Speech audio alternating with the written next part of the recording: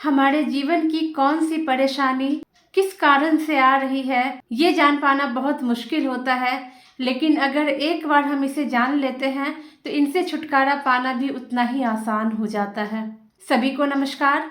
मैं डॉक्टर नमता श्रीवास्तव आप लोगों के सामने एक बेहद चौंका देने वाली आकस्मिक की घटना लेके आई हूँ।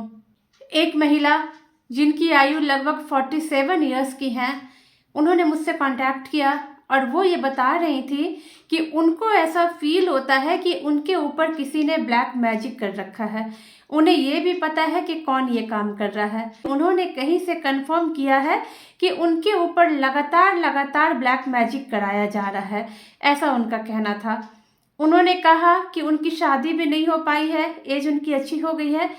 ये जॉब करती है, ये महिला जॉब करती हैं और जॉब की वजह से ये दूसरे शहर में रहती है, अपने घर से दूर दूसरी जगह इन्होंने घर ले रखा है। इन्होंने कहा कि इनकी लाइफ में सब कुछ बहुत अच्छा चल रहा था, जॉब भी अच्छी चल रही थी, सब कुछ बहुत अच्छा चल रहा था। जॉब के सिलसिले में ये एक दूसरे शहर में शिफ्ट हुई, वहाँ उन्होंने एक घर लिया, वहाँ रहने लगी। कुछ ही दिनों में इनके साथ अजीब अजीब सी चीज़ें होने लगी। ये महिला बहुत ही नॉर्मल लाइफ जी रही थी। इसके पहले इनके पड़ोस में एक फैमिली रहती थी। उस फैमिली में एक लड़का और उनका परिवार था। तो इनका कहना था, इन्होंने धीरे धीरे ऐसा नोटिस किया, कभी इनको सपने या नींद में ये डर जाया करती थी और कभी कभी कुछ इस तरीके की फीलिंग इनको होती थी कि इनके साथ कुछ अलग तरीके की चीज़ें हो रही हैं, जैसे कि इनके ऊपर कुछ बंधन जैसी चीज़ें इनको अपने ऊपर फील होती थी।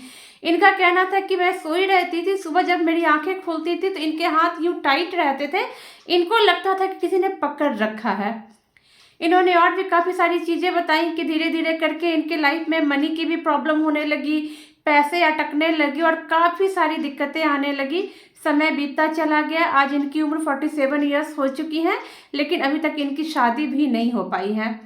ये अपनी लाइफ में बहुत परेशान थी, बहुत ज़्यादा परेशान थी। इनको पता चला कि इनके ऊपर बहुत ही भयानक तरीके से ब्लैक मैजिक किया जा रहा है। फिर इनका शक उसी परिवार की तरफ हुआ। इन्होंने उन्हीं लोगों से जिन्होंने इनको ब्लैक मैजिक की बात की थी, उन्हीं से बात की तो उन्हीं लोगों ने कहा कि हाँ, वो लोग आपके ऊपर ब्लैक मैजिक कर रहे हैं। ये महिला बहुत परेशान, क्योंकि इनका करियर भी बहुत ज़्यादा मुसीबत में आ गया था, पर्सनल लाइफ तो मुसीबत में आ ही गई थी, शरीर में कई तरह की बीमारियां हो गई थी।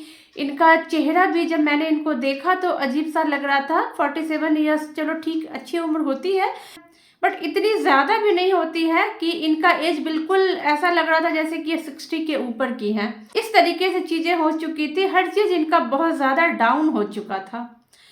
तो इन्होंने मुझसे कांटेक्ट किया। इन्होंने बोला कि मुझे आकाशिक कराना है, मुझे जानना है कि वो फैमिली इनके पीछे क्यों पड़ी हुई है। वो लड़का, उसकी माँ और उनकी बहन इनके ऊपर ब्लैक मैजिक कराती है, इनको ऐसा पता चला था। इन्होंने मुझसे सारी बातें बताई और इन्होंने कहा कि मैं ये जानना चाहती हूँ कि ये मेरे साथ क्यों हो रहा है, ये पूरा परिवार मेरे लिए एकदम इतना बड़ा दुश्मन बन के क्यों बैठा हुआ है और इसका उपाय क्या हो, मुझे कैसे मुक्ति मिले, ये इनका कहना था।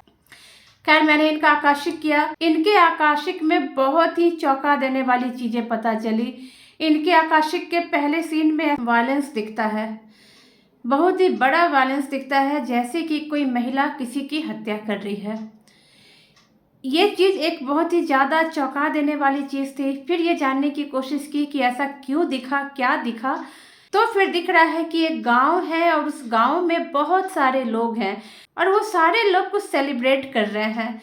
कोई फंक्शन हो रहा है, कोई त्यौहार मनाया जा रहा है, कुछ वहाँ पर कोई सेलिब्रेशन चल रहा है। स्त्री हैं, पुरुष हैं, सब लोग हैं, सब लोग झूम रहे हैं, गा रहे हैं, बहुत खुशियाँ मना रहे हैं। ऐसा लग रहा है जैसे बहुत ही कलरफुल कोई चीज़ें हो रही है, जैसे होली होती है ना, उसी तरीके से बहुत कलरफुल कुछ चीज़ें हो रही है और बहुत ज़्यादा खुशियाँ मनाई जा रही है, नाच गान सब हो रहा है। उस जगह पर मुझे एक महिला भी दिखती है। वो महिला लहंगे या घाघरा कह लीजिए, उस तरह के एक लिबास में होती है, चुंदरी रहती है और वो अपने पति के साथ बहुत झूम रही है। वो, उनके पति, छोटे छोटे बच्चे भी हैं और गांव के और भी लोग हैं। बहुत बहुत खुशी भरा माहौल लग रहा है, सब लोग एंजॉय कर रहे हैं। ये जो फैमिली है और ये जो माहौल है वो मुझे साउथ इंडिया जैसा भी फील हो रहा है, कुछ उस तरह की फीलिंग भी मुझे आ रही है। सब कुछ बहुत अच्छा है, बहुत खुशियों से भरा हुआ चीज़ है। फिर मैं ये समझने की कोशिश करती हूँ कि ये वायलेंस क्या था, क्यों था, और ये जो स्त्री है जिसने किसी की हत्या की, उसने क्यों ये हत्या की। वो जो स्त्री हत्या करते हुए दिखती है, किसी को मारते हुए दिखती है, वो यही स्त्री है जो यहाँ पे झूम रही है, नाच रही है, गा रही है, अपने पति के साथ है और बहुत अच्छे माहौल में सब कुछ है। तो जो लड़की अभी इतनी प्यारी सी दिख रही है, इतनी अच्छी सी दिख रही है, नाचती गाती 20, 21, 22 साल की लड़की दिख रही है, वो अचानक से इस तरह का स्टेप क्यों ली, ये जानने की जब कोशिश की तो फिर ये पता चलता है कि ये जो स्त्री है ये किसी राजमहल में एक दासी जैसी है। राजमहल का पैसेज दिखता है, यूं गोल गोल करके, राउंड राउंड करके, जो पैसेज के डिज़ाइन बने होते हैं साइड से, उस तरीके का डिजाइन बना हुआ है और उसी में ये आ रही है, जा रही है। ये महिला मुझे दिखती है, ये वही महिला है जिसको मैंने वायलेंस करते हुए देखा था और ये वही महिला है जो इस जीवन में इतनी ज़्यादा परेशान है। ये वही महिला है, उन्हीं की कहानी है ये दासी है, पैसेज में आ रही है, जा रही है और ये अच्छी दिख रही है, बहुत सुंदर, बहुत प्यारी सी दिख रही है। फिर अचानक से दिखता है कि जैसे ही ये पैसेज में आ रही है तो कोई सैनिक, ताकतवर जैसा सैनिक है, उसने इसको कहीं पर खींच लिया है, इस महिला को खींच लिया है और किसी कमरे में ले गया है और उसने महिला के साथ गलत करने की कोशिश की है, इनफैक्ट गलत किया है। और फिर ऐसा पता चल रहा है कि ये वो अक्सर करता है इसके साथ, ये महिला उस चीज़ को बियर करती है। अचानक से सीन बिल्कुल पलट गया और ये महिला जो है बिल्कुल, इसका फेस यहाँ पे दिख रहा है और बहुत गुस्से में दिख रही है और उसने, इसके हाथ में कुछ हथियार आया है, छोटा सा कुछ हथियार आया है और ये धड़ाधड़ धड़ाधड़ धड़ाधड़ इस हथियार से उसने उस सैनिक की हत्या कर दी है। इनफैक्ट वो सैनिक भी नहीं है, सैनिक से थोड़ा बेटर वर्जन वो लग रहा है। जैसे सैनिक होते हैं, नॉर्मल सैनिक होते हैं, वो उनसे थोड़ा अपग्रेडेड लग रहा है, थोड़े से उनसे एक दो लेयर वो ज़्यादा दिख रहा है। तो इन्होंने उसकी हत्या कर दी है, उसे बहुत, मतलब बहुत बार उसके ऊपर वार किया है उस चाकू से या खंजर जो भी इनके हाथ आया था। और फिर ये वहाँ से भागने की कोशिश करती है और ये बहुत हद तक राजमहल से भाग भी जाती है, लेकिन उसी पैसेज के एंड होते होते ये सैनिकों द्वारा पकड़ा गई रहती है। ऐसा लग रहा है जैसे ये बात खुल गई है और लोगों की भीड़ दौड़ी है और उनको पकड़ ली है।